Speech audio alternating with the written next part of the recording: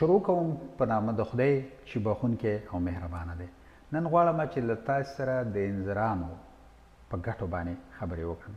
یعنې چې انځران د انسان روغتیا ته څومره ګټه لري. انځران د انسان روغتیا ته ډېرې زیاتې ګټې لري. په ورځ کې د 5 انځرانو د خوړلو سپارښتنه شوې.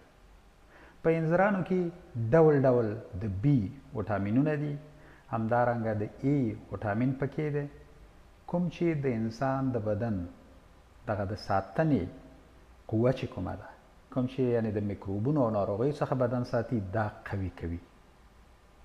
او همدارنګه په بدن کې چې کومې کړنې ترسره کیږي په هغې کې چې کوم دی ډېره زیاته ونډه لري. په دې اساس باندې وایي چې د سرطان د ناروغۍ نه مخنیوی کوي. همدارنګه انځران هر هغه څوک چې جنسي کمزورتیا ولري د هغې مخنیوی کوي، یعنې هغه ښه کوي. په انځرانو کې چې دي کلسیم دي، کوم چې د هډوکو په جوړښت کې ډېره زیاته ونډه لري. په انځرانو کې پوتاشیم دی، کوم چې د وینې فشار چې دی دا نورمال ساتي او د هغه زړه پیاوړتیا یا قوه چې د هغه نور هم پیاوړې کوي، تر څو پورې چې د انسان بدن ته یعنې صحیح وینه پمپ کړي او خپله دنده په صحیح شکل باندې اجرا کړي.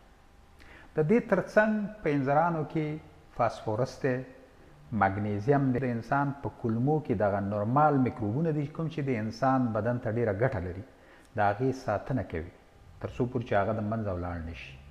همدارنګه د کولمو دا دیوالونه چې دي دا قوي کوي او حرکات یې هم پیاوړي کوي.